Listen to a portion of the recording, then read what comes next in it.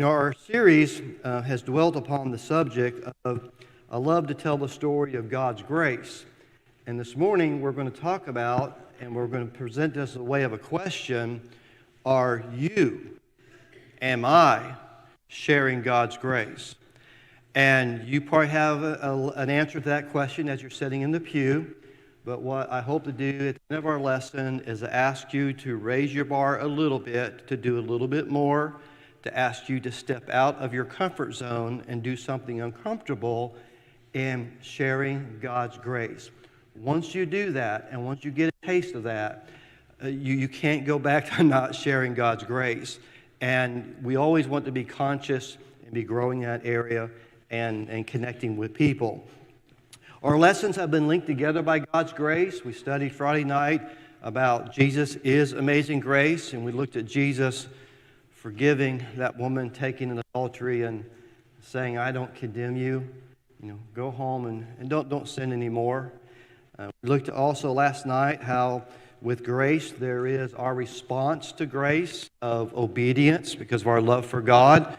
The disobedience that got us in trouble with God to start with and with sin and needing His grace. We can't continue in that disobedience after we're saved. We don't want to because we owe God so much. And even when we make mistakes, God forgives us and we keep on going on serving God. We'll talk about that this morning in our lesson about salvation by grace. We begin with the book of John, chapter 1, verse 14, a very powerful passage. Jesus comes into our world. Deity becomes flesh and dwells in flesh. The one that cannot die comes in our world to die. The Spirit comes in our world and becomes flesh. And the Word became flesh and dwelt among us. And we beheld His glory, the glory as the only begotten of the Father, full of grace and truth. So this morning, I want us to have a discussion. I'm going to ask for your participation. Jump in and help me out anytime, answer questions or comments that you might want to make. Well, I want us to go to John chapter 4, and to me it's a very interesting story about Jesus sharing God's grace. You know the story. I want to read the story down through verse 27. We'll go back and make some observations, and the lesson will be yours. We are at the beginning of the ministry of Jesus. It's interesting as John's going to tell us about God became flesh, that he first gives us in John 2, the first miracle. He gives us in John 3, Jesus talks to a rabbi of the Jew, an outstanding religious person in the community. And in John 4, he takes us to the bottom of the moral, social level to a Samaritan, and not even a Samaritan that had moral issues within her life.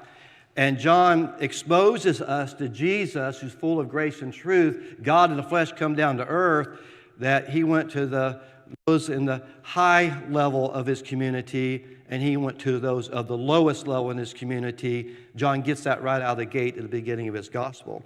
Let's begin reading in our text, and we'll come down to verse 3. John chapter 4, verse 3. Jesus left Judea and departed again to Galilee, but he needed, I have the word needed underlined in my Bible, to go through Samaria. So he came to the city of Samaria, which is called Sychar, near the plot of the ground that Jacob gave to his son Joseph. Now Joseph's well was there. Jesus, therefore, being wearied from his journey, sat thus by the well. It was about the 6th hour of the day, our time, 12 noon. A woman of Samaria came to draw water, and Jesus said to her, give me drink. For his disciples had gone away into the city to buy food. Then the woman of Samaria said to him, how is it that you, being a Jew, ask a drink of me, a Samaritan woman? For the Jews have no dealings with the Samaritans. Jesus answered and said to her, if you knew the gift of God, who it is who says to you, give me drink, you would have asked him, and he would have given you living water. The woman said to him, sir, you have nothing to draw, and the well is deep. Where do you get this living water? Are you greater than our father Jacob, who gave us this well and drank of it himself, as well as his sons and his livestock? Jesus answered and said to her, Whoever drinks of this water will thirst again, but whoever drinks of the water that I shall give him will never thirst, but the water that I shall give him will become to him a fountain of water springing up into everlasting life. The woman said to him, Sir, give me this water, that I might not come and thirst, nor come here to draw. Jesus said to her, Go call your husband and come here. The woman answered and said, I have no husband. Jesus said to her, You've said, well, you have no husband, for you've had 5 husbands, and the one you have now is not your husband. Indeed, you have spoken truly. The woman said to him, Sir, I perceive that you're a prophet. Our fathers worship on this mountain, and you Jews say that in Jerusalem is a place to worship, where one ought to worship. Jesus said to her, Woman, believe me, the hour is coming when neither on this mountain nor in Jerusalem worship the Father. You worship what you do not know. We know what we worship, for salvation is of the Jews. But the hour is coming, and now is, when the true worshipers will worship the Father in spirit and truth, for the Father is seeking such to worship him. God is spirit, and those who worship him must worship in spirit and truth. The woman said to him, I know the Messiah is coming, who's called the Christ. When he comes, he'll tell us all things. And Jesus said to her, I who speak to you am he. And at this point, his disciples came and they marveled that he talked to the woman, yet no one said, What do you seek? Why are you talking to her? And the woman leaves her water pot and she runs back into the city. We'll stop there. There's more to the story, but we'll stop there for the purpose of our study this morning. I want us to think for a moment, what lessons can we draw from just really 2 things I want us to look at. What lessons can we see from this event? This event is not a mistake in the life of Jesus. It was intended. When it says that he needed to go through Samaria, he did not need to go because geographically it was on the area, on the track where he was headed back up to Galilee. He needed to go there to do his mission to seek and save that which is lost. He needed to go preach the gospel there. And he needed to do some other things while I was there too that we'll look at in just a moment. What I want us to look at is what are some reasons why, begin thinking about this, kind of get it churning in your minds, my mind. What are things that keep you and I from sharing our faith? Then the next question I want us to think about is, as I'm asking you to step out of your comfort zone, to just take a baby step out, to do something you haven't done before in the way of sharing your faith or sharing God's grace, what can you do to step out of your comfort zone for Jesus Christ and to share the story that I love to tell, the story about Jesus or the story of God's grace? I want us to take that be the take home in our lesson today. Whenever we look at the story of Jesus, Jesus shared God's grace. He needed to go through Samaria. He needed to teach a woman coming out that he knew was going to be there at the 12th hour of the day. He knew he was going to start a Bible study with her. She had no idea why this Jew sat up sitting on her well that day. He knew why he was there. He needed to go into the city to preach the gospel. Jesus, being omniscient, knew what he was going to be doing throughout this whole study, this whole event in his life. This was not simply an accident. He needed to go through Samaria. Jesus shares God's grace. First, we see he needed to go through Samaria, and then we see he talks with the woman. So let's go back and look at and think about how this happens to us sometimes, what happens to Jesus. We see that when we look at the text, that Jesus is sitting there, and I will say this, being human, Jesus in verse 6 was wearied. Your Savior got wearied when he was on your earth walking in our shoes.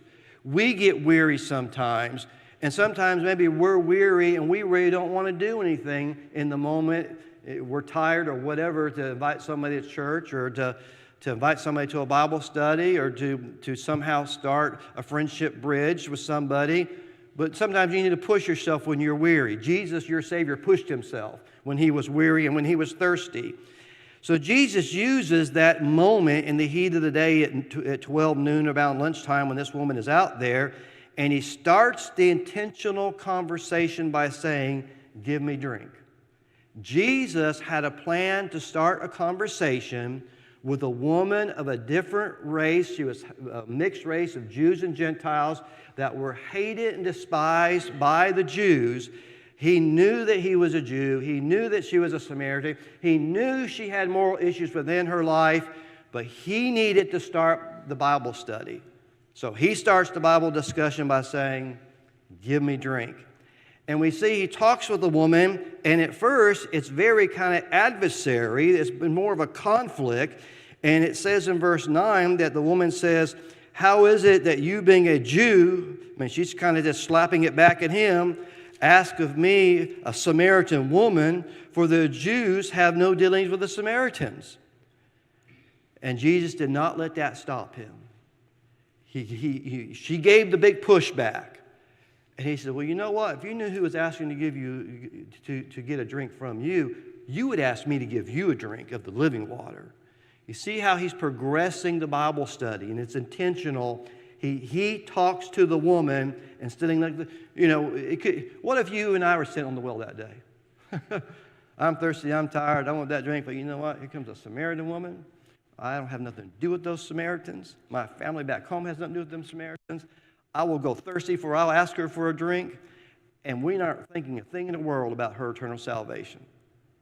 Jesus was laser focused on, I needed to teach the people of Samaria. So he starts the discussion. He teaches about God's grace in verses 10 through 15. He has that discussion with her. This whole discussion progressing was to teach that he was the Christ, to introduce her to the Christ, to introduce her to God's grace. And he goes through the discussion he has with her, and then he says in verse 26, "I who speak to you am he." We see that he dealt with moral issues. A lot of times we might see people, they got some moral issues in their life, or thinking, you know what, that's probably not the best person to invite to come to church. Jesus did not think that way. Jesus needed to teach the Samaritan woman because he needed to teach the Samaritan village that he ends up there for several days, and they all believe in him. So his need to go to Samaria becomes fulfilled.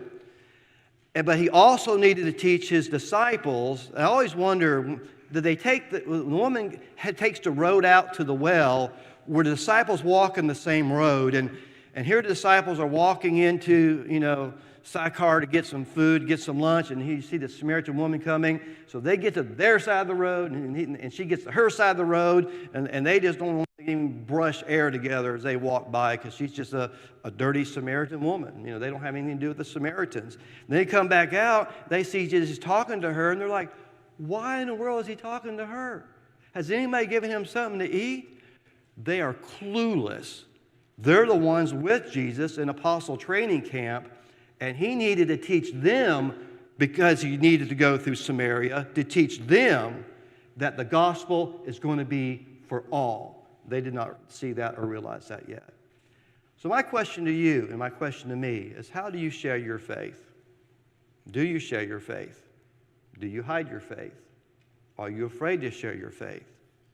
I want you to step out of your comfort zone and take that step. Ask yourself why or why not. I ask myself that a lot of times. I'll tell you what, you're going to have some people, it's going to be easy peasy to invite them to a Bible study, invite them to come to church.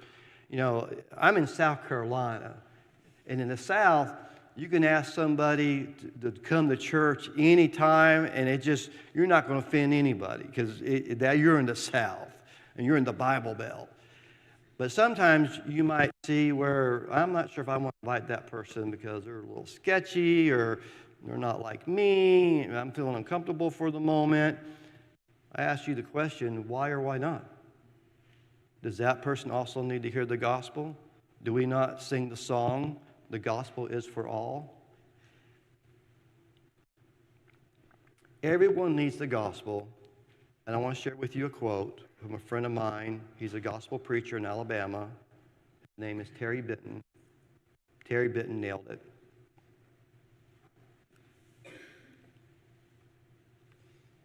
Every person you meet has a soul that by nature is worth more than all that you and I could ever dream. It does not matter how they look or act. You must not act as though they are nothing.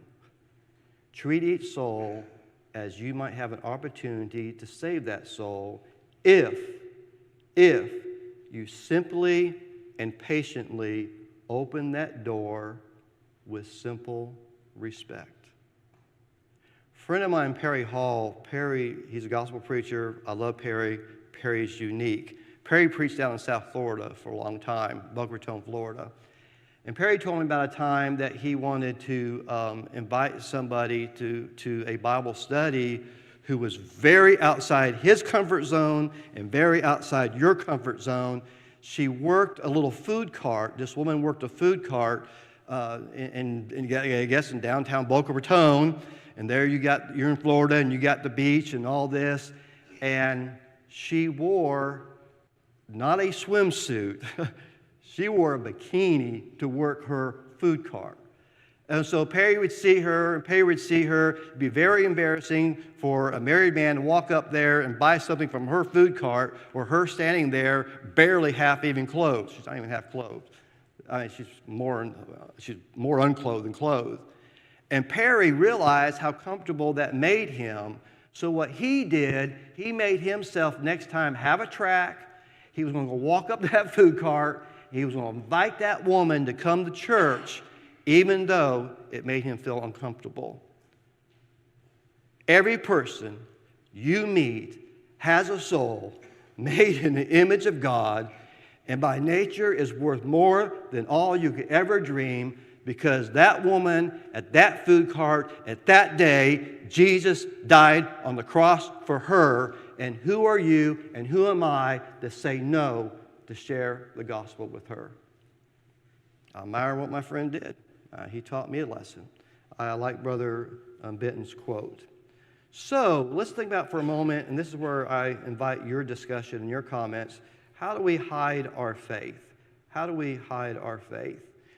What are some ways that we hide our faith? I'll tell you one way I hide my faith. Sometimes I feel uncomfortable inviting the person in front of me to a Bible study. I'll tell you what we do. I think I brought it up here. Yeah, I brought it. Good. We made these little cards. I know you can't see it, but it is a card talking about the church. We even put John 3:16 on our cards. And on the back, we designed it to be warm and friendly, just not offensive, to be inviting, and that when I hand somebody this card, I don't hand them the card that says the Upstate Church of Christ on it. I hand them the card where it says, you're invited to worship with us this Sunday, and I just take the card out, carry it around in a little packet in my pocket, and say, hey, I'd just like to invite you to come to church. That's it. Just invite them to come to church. But I'll tell you what, there's some people that it feels uncomfortable, but the way they look, maybe their age different, maybe their color difference, whatever the difference is, that's sometimes to me a little uncomfortable. And I push myself out of my comfort zone. So I ask you the question, why do we sometimes hide our faith? You tell me. Yes, sir. We don't think it's that serious. You nailed it. We don't take it. We don't see the seriousness of it. That woman at that food cart, man, with that lifestyle, I don't think, she would take the gospel that seriously. But you need to take her that seriously. What else? That's a good answer. We don't take it seriously. Did Jesus take it seriously? He needed to go through Samaria. It was serious to him. We as humans like to be liked by other people. Yes, sir. And we fear that that's going to change that relationship. Yes, sir. You're exactly right. That's a hard one. How do you push through that? Who are we trying to please first? God. Jesus. Who do the apostles need to learn to push through? They wouldn't have invited that Samaritan woman to Bible study, but his example made them do the uncomfortable. I please Jesus more than I please my family first. That is very good, that sometimes we don't want to disrupt a relationship. You sometimes feel, I think, that the person's not going to be willing to change that lifestyle they're in. Yes. Take the example with the Samaritan woman. She had 5 husbands. Yeah, you're exactly right. She had 5 husbands, and you know what? It's so amazing that we are so smart that we know already if somebody's going to obey the gospel or not. I'll tell you what, you never know who's going to obey the gospel. I have an illustration that I'm going to use it now. I saved it for later. I want to be careful. Every meeting I use this illustration in, you know this person. So I hope I tell this story right, because always comes up after church and says, I know that person. There is a woman, and I forgot where the city was in all this. She was a member of the church, and she was an older woman in a wheelchair living in an apartment complex. And down from her apartment complex was a band. They were a band that played in a bar every night, and the women and the men all lived in the same apartment together. So she rolls her wheelchair down to that apartment, and she has a little Bible tract, knocks on the door with these band people, and she says, would y'all want to have a Bible study? With her being so different from them, and them probably living a little bit more of the wild lifestyle, she invites them to a Bible study. You know what they said? They said, sure. So she goes back to church and gets her deacons to come show them the Jewel Miller film strips, and they baptized every one of those band members but one. Now, if you know this person, you already know this story. This story's going. And so the deacon said, and the one they could not get to convert, he slept through the Jewel Miller film strips, is he had long hair, he was the drummer, and he wore bright red flaming bell-bottom pants. And they said, we're going to go back in and work on that drummer. And they had not got to the 5th Jewel Miller Bible study, which was the history of the Lord's church. And I think he may have had a Catholic background. And when they did that study, boom, it got his interest. And they baptized the drummer. And they were long-suffering and patient. They were still playing in the bar. Took time to get them out of that. And so you have the drummer with the long hair and the bell-bottom flaming red pants going to play the drums in the bar, and between gigs, he's back there reading his Bible because he just got baptized. Who would have ever thought? That man today is a gospel preacher in Florida, and he connects with people the best I've ever seen. And in his prison ministry in Florida, I may not have the number right, but it's going to be close. Over about a 5 or 8 year period, he's baptized 800 people. Whoever would have thought a drummer living together with males and females, playing in a bar, would even be interested in the gospel? You're right. Who would have thought this woman would be interested? Sometimes we get distracted by the ordinary, and this is what I have to fight. You have your busy day, and everything you got to do is work, school, kids, family, shopping, everything else. How were the disciples distracted? Did you pick up on that? What were they thinking? They just got back from sidecar with their little Happy Meals to eat lunch, and they're thinking about lunch and saying, what does he want with her? Has anybody brought him something to eat? You mean you're with Jesus who's talking to somebody about spiritual matters and you're distracted by the ordinary? I have to make sure my life doesn't get so busy that I let down my sight to see people where they're at in their need. And we do that too sometimes. Avoid unattractive people. Who are we to judge? Who are you to judge or me to judge who has a right to hear the gospel and not hear the gospel? Let me get back to my little card.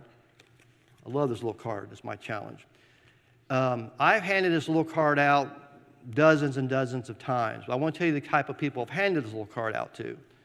It's easy if I'm at Walgreens checking out and there's an old guy behind the counter who's white like me. I can invite that guy to church because I feel safe. And I'll just finish the checkout and I'll say, hey, I just want to invite you to come to church. And that's all I say. I just give him the card. That's it. And he smiled and he said, thank you. And I thought that was cool. He didn't get offended because I invited him to church. I was in one place, and there was this young, teenage, black young lady working there. She's helped me send off a FedEx package. And I thought, well, we're very different. But you know what? I pulled out my card. I said, ma'am, before I leave, I said, I just want to invite you to come to church. And she took the card, and she looked at it, and she smiled, and she looked at me, and she said, thank you. And I've done it over and over. I go to our Ingles grocery store and checking out, and after she gives me back the receipt, I say, ma'am, I just want to invite you to come there. I don't care what color. I don't care if they're got blue hair, pink hair, or whatever else. I make myself give everybody an invitation card to come to church. They may not come. We haven't had anybody come yet. But I'm going to plant a seed where I can, and this has everything where they can connect. Lost my little card. Everything where people can connect at our website, and that maybe something in that website might get them to want to come hear the gospel. They know they've been invited to come to church, and if down the road something happens in their life, maybe they lose a loved one, they're going through a challenge in their life, it doesn't matter if they're unattractive people, we can invite them to come to church or a Bible study. Number 3 is, this has already been mentioned, is we need to be careful about people's spiritual interests.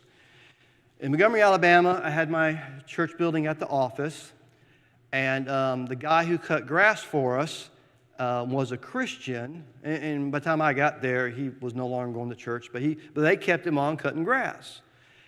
And whenever I was at the office and he would be out cutting grass and I'd have an extra bottle of water, I would go out and say, hey, do you want, let me give you a bottle of water. And he'd kind of not make eye contact, and I felt uncomfortable there. And I'd give him the bottle of water, and he'd finish cutting the grass. And I would do that again, and I'd do that again, and I'd do that again. And then I would say, I just want to invite you to come to church. And he said, okay. And he would cut grass, and I'd do it again, I'd do it again, I'd do it again. And then, boom, one day he came to church. He came back. He made full confession of not being faithful to Christ. He won the Bible study in his home. And the first Sunday he was back at church, he's in the back of the class during Bible study asking more questions than some of the members. He was greeting people when they were leaving. A few times I've seen somebody come back to the Lord so strong. This man did not come back 100%. He came back 200%.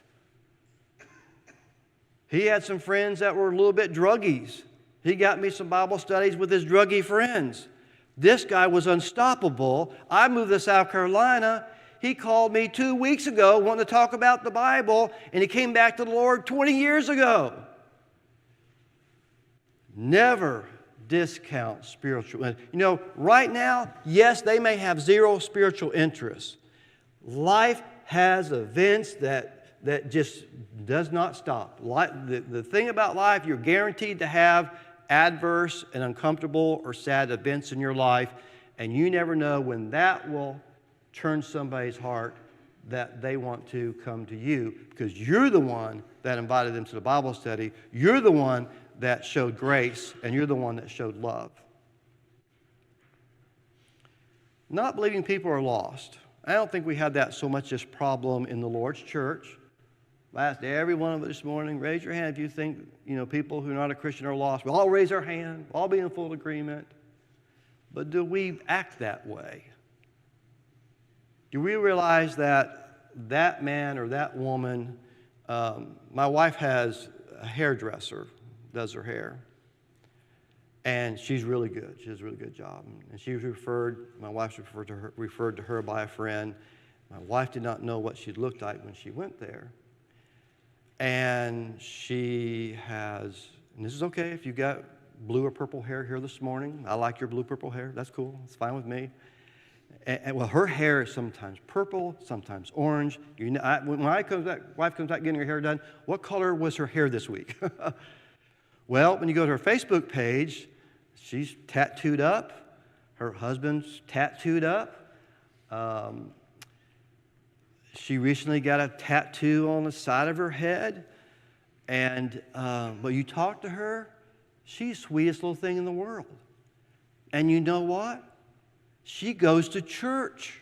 I'm not sure what religion is. She goes to church.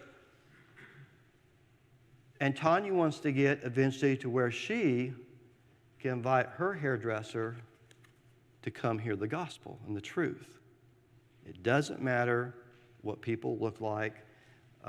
We need to believe that all people, Jesus believed all people were lost. We need to be like Jesus. Jesus teaches us to see lost people in John chapter 4. When you go down into this text, this is where we put ourselves in the shoes of his disciples, because we are. It says in verse 34, in the meantime, the disciples urged him, saying, Rabbi, eat. But he said to them, this is the second reason he needed to go through Samaria to teach them, I have food to eat of which you do not know. Therefore the disciples said to him, they are so clueless, and sometimes we're clueless too. Sometimes I'm clueless. Therefore the disciples said to one another, has anybody brought him anything to eat? And Jesus said to them, here's his second Bible study in the story, my food is to do the will of him who sent me and finish his work. Do not say there are still 4 months and then comes the harvest. Behold, I say to you, lift up your eyes and look at the fields, for they are already white for harvest. You will leave the building today and go somewhere, go to a restaurant, go home, or you'll be somewhere tomorrow. The field and the harvest is white and ready because you see people who are not Christians. And they deserve an invitation to hear the gospel. Sharing your faith. What are some things that you can do? What are the things that we can do as Christians to share our faith that is comfortable, easy? What's something that's easy? What does Matthew chapter 5 tell us about letting our light shine? Is that easy? What does it mean to let our light shine, by the way? Let men see your good works, that you may glorify your God in heaven. What does it mean to let your light shine?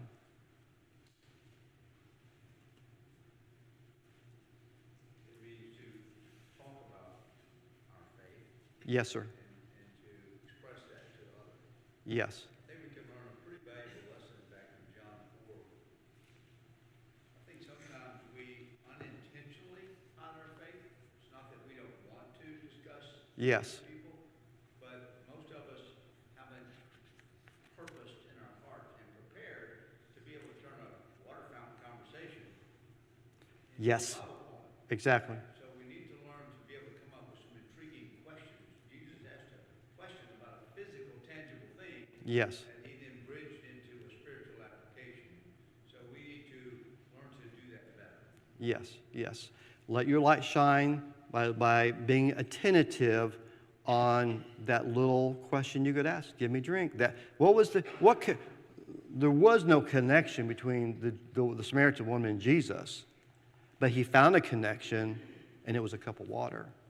What does it mean to let your light shine? Does that mean you got to stand on the street corner and hold the Bible up and just preach to everybody? Is that letting your light shine? How do you let your light shine tomorrow when you go back to school, back to work, back to home, around your friends and family? I have to remember that the light that I'm shining isn't mine. It's a reflection of God's light.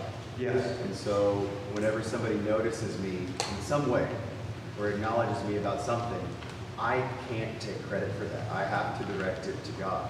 Yes. And so that's an easy way that I'm thankful that God has given me this opportunity or something where I'm telling them I'm reflecting whatever goodness you're seeing right now. Yes. You nailed it. All of you have the gift of evangelism. All you have the gift of sharing your faith by simply being a Christian and being the best Christian you can be. We had a member of the church that worked at a factory place with a guy, and there's another man there that just noticed he was different. And eventually, over the years, they had a religious discussion because he was different. He was attracted to him. Things are attracted to the light because you simply strive to best represent Jesus Christ by living the Christian life the best you can. Don't be 1 foot in Christ and 1 foot in the world type person. You just hid your light. But you do be the best person you can be. You're setting an example for Christ before you ever say a word. People know you are different. That person, those two people that work together, eventually, because he was different, and eventually one who was not a Christian was drawn to the different, to somebody who lived and let his light shine, that man came to church. That man was baptized, and that man became a gospel preacher. All because a Christian went to work, lived a Christian life, let his light shine without having to stand on the desk and preaching the Bible. He just was a Christian. He just let his light shine. Do we look for open doors? Whenever we started our new congregation in a city where there was no church, I went back to make tents for 5 years. I went to work for Verizon. In Verizon world, I have Verizon service. I like my Verizon service. It's very multicultural there. You have somebody that can have, all of the Avengers at their desk, and you might have somebody that has everything about the gay lifestyle at their desk, and then you had weird me with my laptop and my Bible at my desk. So they knew what I was. And one day I went to go to lunch late, and I got down and got my food at the cafeteria, and I walk out my tray, and I'm looking for a place to go eat, and the whole cafeteria is empty, except for one girl sitting over there that was on my team. And she was a very open, practicing lesbian. I'm like, ugh. If I go sit with her, what are people going to think about me? And then I thought this, God's truth, what would Jesus do? So I went over and asked her, can I sit with you? And she said, yeah, sit down. She knew I'm the one with the Bible at my desk. Her cubicle had just pictures all draped across and decorated with her and her girlfriend. And I did not preach the gospel to her that day. I just wanted her to know that a Christian would sit down and have lunch with her, though she knew we were very different. I wanted to begin to build a friendship bridge. And I was hoping God would open a door for opportunity. The apostles and the Christians in the first century believed God opened doors 2,000 years ago. I believe God still opened doors today, and you and I need to look for those open doors. And we need to walk through them and do the uncomfortable when we have that opportunity. Plant your gospel seeds. In sharing your faith, is your job to baptize everybody you meet? Yes or no? No, it's not. What's your job? Plant the seed. Now I'll tell you what, seeds grow. Seeds grow. In Montgomery, Alabama, it was kind of a unique situation. A Methodist lady, and she was a diehard Methodist, she told me how her family went back into the early 1800s as being bishops and things. In the Methodist church, she had a Methodist genealogy. Well, one of our members was good friends with her, and without me knowing it, a church there, an institutional church, had what they call Meals on Wheels, and a Christian at that church was taking her food. Because where she lived, she was a little bit of a shut-in. That sets up the scenario. So our church member said, I'll just say the lady's name was Edith. Edith has said it's okay for you to come and Bible study with her because she's Methodist and try to get her to obey the gospel. So I go and I meet Edith, and we talk and we chat, and I really enjoyed her company, and she told me about her family Methodist genealogy and everything, and we slowly talked about the gospel, and I went back. We would talk about the plan of salvation and talk about baptism and making sure we're Christians. She was older in life. And she received all that, and as she reads it in her Bible, she's agreeing to all that, And I think I had 3 Bible studies with her. But what I did not know, when I got done Bible studying with Edith about God's plan for salvation and believing and repenting and confessing and being baptized and being a member of the Lord's church, her Methodist deacons were coming back behind me on Tuesday after they were on Monday and tearing down everything I was teaching her. And then I get a phone call right before I was supposed to go for my 4th Bible study, and it's Edith. And she says, Luther, do not come today. And she said, don't you ever darken my door again. She said, everything that you have taught me says that my whole family died and went to hell. And she hung up the phone. I thought, well, there goes that Bible study. Well, back to the lady with Meals on Wheels. She was still taking food to Edith, and the seeds that whatever little good Luther could do with Edith got planted and did not leave Edith. And they grew, and she was now talking to a Christian in an institutional church about God's plan for salvation. And Edith said, I want to be baptized. And so she went to that congregation, and they baptized her because of the Bible studies I had with her. I got a phone call after her baptism, and she said, Luther, I want to apologize to you the way I talked to you.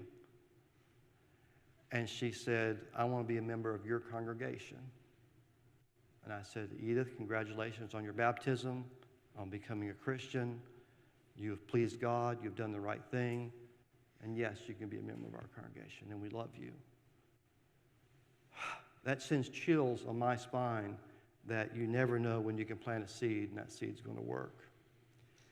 And just real quickly, we need to shift to people's needs. If you're talking to, how would you build a bridge? And I know I got a minute left. If we're running, if we're talking to a Baptist friend, how can you build a bridge on what you all agree upon? Let me ask you a question. Do we and the Baptists both agree we're saved by faith? Now, I know they put a little bit different spin on it, but belief in Jesus Christ? You know, if I have a Baptist friend says, I believe you got to believe in Jesus to be saved, I say, yeah, amen, I agree with that. Let's build that bridge that we can study to know more what that means. Don't be afraid to shift to people's needs like Jesus shifted to the woman at the well's needs. And finally, 2 Peter chapter 2, verses 24 tells us that we need to teach with all long-suffering. We're in it for the long run, in the long haul. We plant the seed, we do the invite, we see where it goes, we practice long-suffering, and God can give the increase. And for us as Christians, I'm asking you, what is your security, your safety zone that you need to step out of and do next? And I ask you to step out of that and push yourself. You'll never be the same once you do that. And how will you start sharing your faith? I hope the story of this event in the life of Jesus motivates you to share the gospel with anybody, with everybody, because Jesus died for everybody that you meet and everybody that I meet, that we want to share the gospel with them. Thank you. You've been a good audience.